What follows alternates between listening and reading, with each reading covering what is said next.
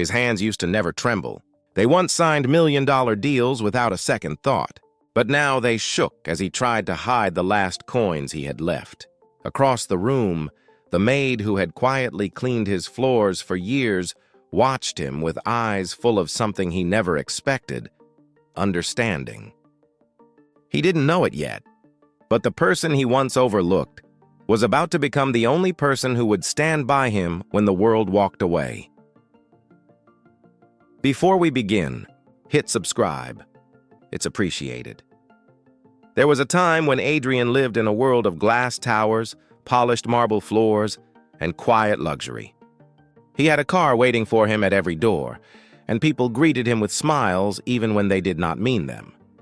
He was a billionaire, a man who thought life would stay golden forever. His home was huge, filled with art, soft lights, and everything money could buy. But even with all that, there was a strange coldness in the air, like nothing inside truly belonged to him. Every morning, Maria, the maid, would arrive early. She was gentle, soft-spoken, and always moved quietly through the house. She came from a small village far away where life was simple and kind. She worked because she needed to support her children, who lived with their grandmother. She never complained, never asked for anything more than what she earned. She respected Adrian, but she always looked at him in a way that felt deeper, like she saw something behind the expensive suits. Adrian never really noticed her beyond her work. He was always busy, always thinking about deals, money, growth, and power. But life has a way of changing when you least expect it. A bad business partnership, a market crash, and a few wrong decisions, it all fell like dominoes. In just months, the same people who praised him began to disappear. Business calls stopped. Friends became strangers. The house that once felt full became quiet, heavy, and echoing. Maria noticed the small things first. The fridge was no longer filled with fine foods. The lights in some rooms stayed off. Adrian stopped wearing expensive watches. He began eating alone, often staring at nothing for long minutes. She didn't say anything. She just watched, felt, and understood. Because sometimes, silence tells you more than words ever could. If you were in their place, what would you have done? Tell us in the comments. Maria began to see the changes more clearly as days passed. The house that once had visitors, meetings, laughter, and noise now felt like a large, empty shell. Adrian walked slower, spoke less, and sometimes forgot to answer when spoken to. His shoulders, which once stood straight with pride, now looked heavy, like he was carrying something he could not put down. One afternoon, while she was dusting the living room shelves, Maria noticed something that made her pause. The expensive art pieces that once decorated the walls were gone. There were lighter patches where they used to hang. Someone had sold them. She didn't ask, but the quiet truth sat heavy inside her heart. Something was breaking in this house, something deeper than money. Adrian sat at the dining table that day, staring at a cup of black coffee he never touched. Maria watched him from a distance. The man who once seemed so strong looked lost now, like a child who no longer knew where to go. She wondered if he had anyone to speak to. But she already knew the answer. People disappear so fast when your money disappears first. Some days later, she found him sitting on the floor of his office, papers scattered around him. His hands covered his face. His breathing was deep, slow, like he was trying hard to hold himself together. She wanted to step forward, to say something comforting, but she remembered her place. She was just the maid. The world had taught her that lines were not meant to be crossed, but kindness does not understand lines.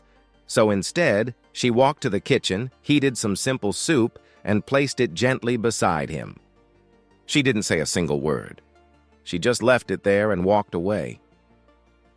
When Adrian ate it that day, he cried quietly. Not because of the taste, but because someone saw him when others chose not to.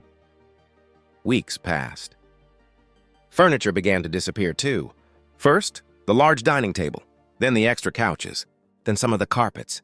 The house began to echo more with each step, like the walls were sighing. Maria noticed that Adrian was selling things one by one, holding on to whatever little he could. But there was one thing he did not sell, a small family photo on his bedroom table. A woman and a young boy smiled back in the picture. She had never seen them before. She guessed they were once his whole world. One evening, Maria finished her work early. The house felt colder than usual. The wind outside pushed against the windows, and the rooms felt wide and lonely. She walked toward the kitchen to place some last dishes away when she heard footsteps behind her.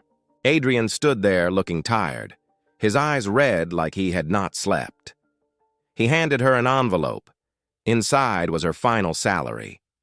He gently told her he could not afford her anymore. The words were simple, but they held a sadness deeper than anything else. He was not just losing money. He was losing the last person who stayed. Maria looked at the envelope. She should have thanked him and left. That is what the world expected. But sometimes the heart refuses to follow rules. She smiled softly and placed the envelope back in his hand. She told him she would continue working, free of cost. She said she did not work just for money, but because she believed in kindness, because she knew what it felt like to be alone. And in that moment, something in Adrian broke. Not in a painful way, but in a healing way. Like a locked door inside him had finally opened. From that day on, Maria cooked meals for both of them. She cleaned less but talked more. She told him stories from her village, about her children, about growing up with little but having enough love to make life feel full. And slowly, Adrian began to breathe again. Not as a billionaire, not as a broken man, but as a human being learning to stand once more. But the world was not done testing him yet. Have you ever carried pain in silence, hoping one day someone would truly see you? Tell us in the comments. Days turned into weeks, and though the house was almost empty now, it did not feel as lonely anymore.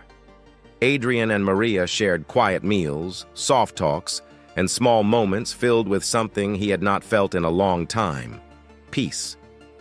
But peace is fragile, and life often tests it when we least expect it. One morning, Maria received news from her village. Her youngest son had fallen sick, very sick. The kind of sickness that needed more care, more money, more help than she had. She tried to hide the worry in her eyes, but Adrian noticed. The same way she had watched him breaking, he now watched her. He asked her gently what happened. She tried to speak, but her voice broke. She said she had no savings left. She had used everything to take care of her children. She said she did not know how she would save her son. Adrian felt something heavy in his chest. A feeling that was painful but honest. He remembered the times when he had everything and still did not help others. He remembered how he had lived surrounded by luxury, yet did not see the people around him. And now here she was, the only person who stayed with him when everyone else left, needing help he did not have. Adrian went to his last savings, gathering every coin. His voice shaking, he placed the entire amount in Maria's hands, wishing it was more. Maria recognized this profound gesture. It was real love, stripped of pride. But the true moment of change arrived later, when Maria's son's grandmother called. The boy had finally smiled again, feeling hope. Maria wept with relief, Adrian sitting silently beside her. In that silence, Adrian felt the meaning of selfless care, and Maria saw him as human again.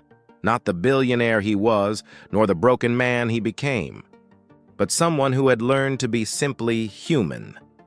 The house didn't regain its lost luxury, but it gained something deeper: warmth. A warmth born from two hearts who chose kindness after falling. Adrian stopped dwelling on loss, focusing instead on rebuilding. He found quiet, honest work advising small local shops, using his old knowledge with new patience and heart. The town noticed him again, not for his past wealth, but for his genuine listening and understanding of struggle. He earned a new, quieter, and far more real respect. Maria's son grew stronger. Her voice sounded lighter every time she called home. She told Adrian stories of how he smiled again, how he played again, how the world felt hopeful again. And every time she spoke, Adrian felt something shift inside him, something like gratitude. He realized that losing everything had given him something money never could: a soul that understood kindness. Months later, Maria stood by the kitchen window, watching the sunlight spread softly across the room, the same room that once felt cold. She turned and saw Adrian sitting at the small wooden table they now shared. There was no gold, no marble, no fancy luxuries, but the table felt full of peace, of meaning, of life, and she smiled. Because sometimes the richest moments in life happen after everything else has been taken away. Adrian learned something that day. Something simple, but powerful. Riches can fill your hands, but kindness fills your heart. His story is not just his alone. Many people around us are carrying silent pain, quiet battles, unseen struggles. Sometimes the smallest act of care can change a life. Sometimes the strongest love comes from the places we least expect. What part of this story stayed with you the most? Tell us in the comments, show some love with a like, and subscribe to stay inspired.